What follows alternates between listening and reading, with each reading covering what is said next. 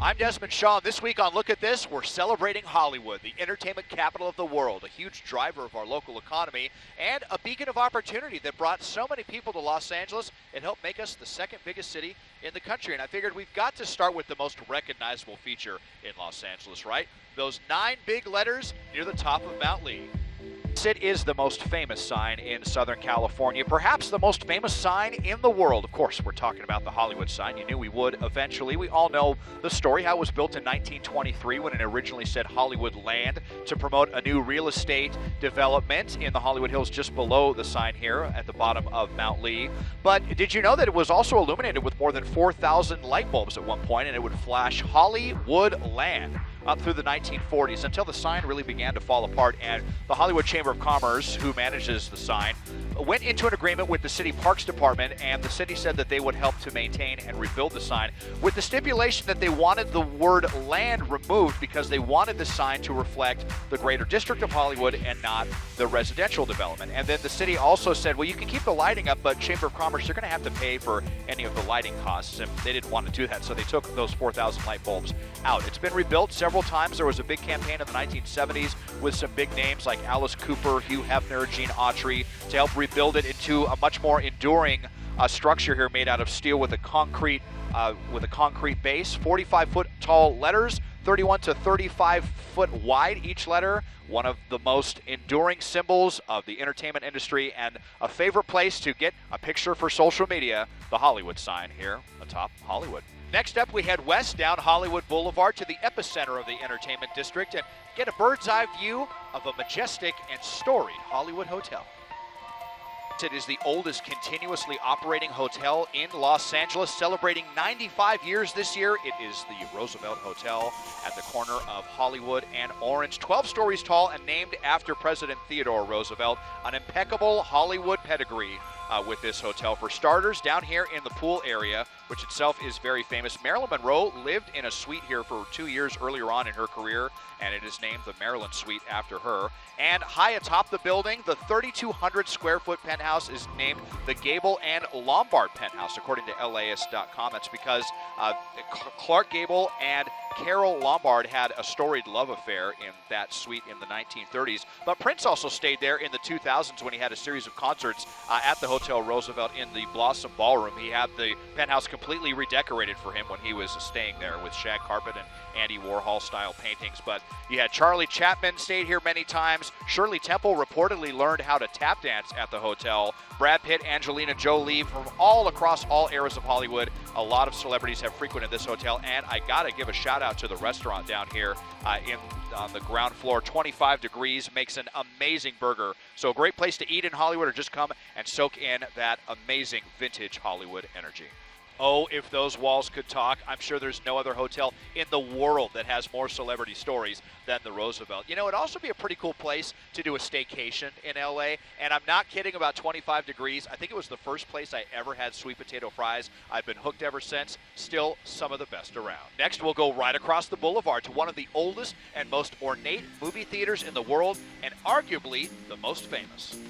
Here it is in the heart of Hollywood. It is the TCL Chinese Theater, but for many years it was known as Grauman's Chinese Theater, and that was the name of the person who financed the theater, Sid Grauman. He was also responsible for the Egyptian Theater right across the street. That theater held the world's first movie premiere, and so after all that success, he built this theater in 1927, opened the same year as the Roosevelt Hotel. First movie ever shown here was Cecil B. DeMille's The King of Kings. Cost a little more than $2 million to build, which was quite a price in the 1920s, but this is not just any theater. If you've been here, you know how awesome it is, how ornate it is. It's what they call a palace theater, and these days it is also an IMAX theater. It's the only IMAX in Hollywood, and one of the largest IMAX theaters in the world, can seat more than 900 people. It has held some pretty huge movie premieres here, like Star Wars in 1977. It's also held 3 Academy Awards ceremonies, and of course, we've got to mention the walk down here, the concrete walk that you can come and see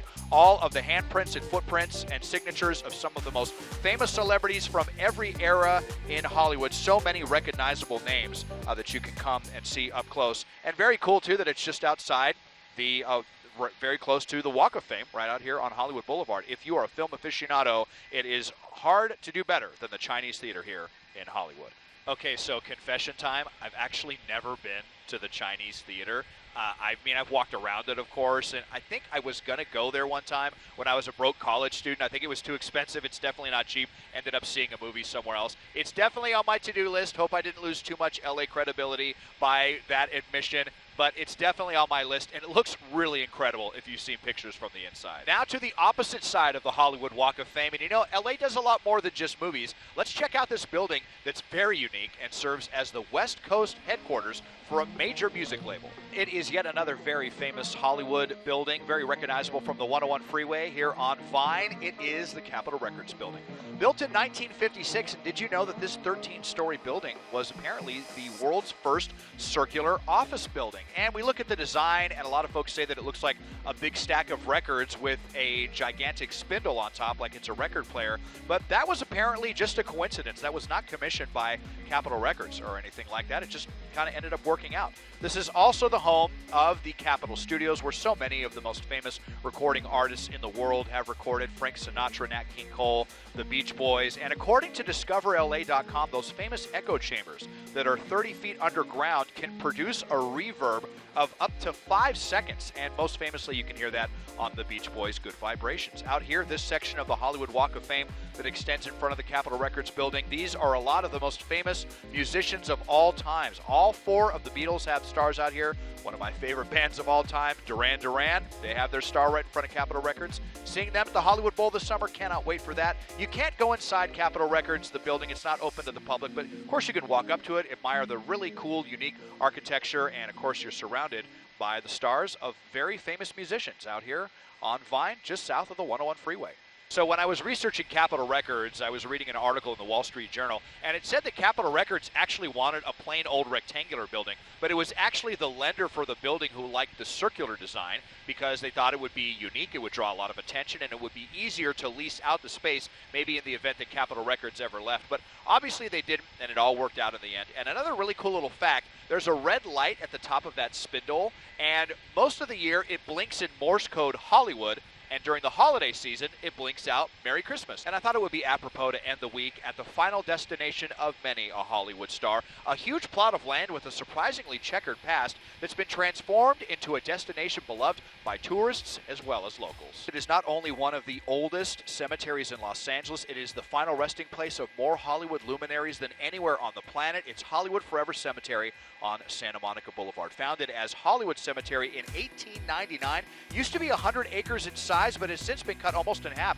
Paramount Studios right here to the south used to be part of the original cemetery before anybody was buried there, fortunately. That's when they bought the land. And this kind of conspicuous strip mall that's right here, right up against the cemetery, this was also part of the burial grounds here. It was sold off in the 1980s. The 80s were a terrible time for what would become Hollywood Forever because it was really becoming dilapidated, and it was actually bought out of bankruptcy court, according to the New York Times, for only $375,000 in 1998. They since poured millions of dollars into turning this into a real tourist draw, restoring the grounds. So let's look at some of the burials here. Probably the most ornate one. This is Rudolph Valentino, died at only age 31, a huge star of the silent film era, and not too far away is Douglas Fairbanks, a very important figure in the history of Hollywood. And other very important Los Angeles people are buried here, like Griffith J. Griffith, the person who donated Griffith Park to Los Angeles. It's also the home of Cinespia, an outdoor movie festival in the summertime, a very, very cool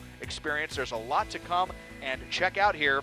Highly encouraged, just stroll around these now beautiful grounds and look at the final resting place of so many important folks in the Hollywood industry here at Hollywood Forever.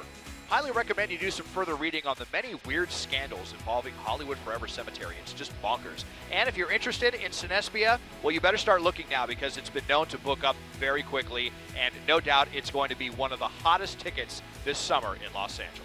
All right, I hope you enjoyed Hollywood Week. I could probably do Hollywood Week Part 2, Hollywood Week Part 3. There's so many cool things to see in and around the Hollywood area. Runyon Canyon, the Magic Castle. I already did the Hollywood Bowl, my absolute favorite place in Los Angeles. If you look on the CBSLA.com website or on the CBS LA app, You will definitely find that on there, a week of concert venues. So go ahead, check that out, and we will have another themed week for you next week as well, and we will definitely get to some of your requests.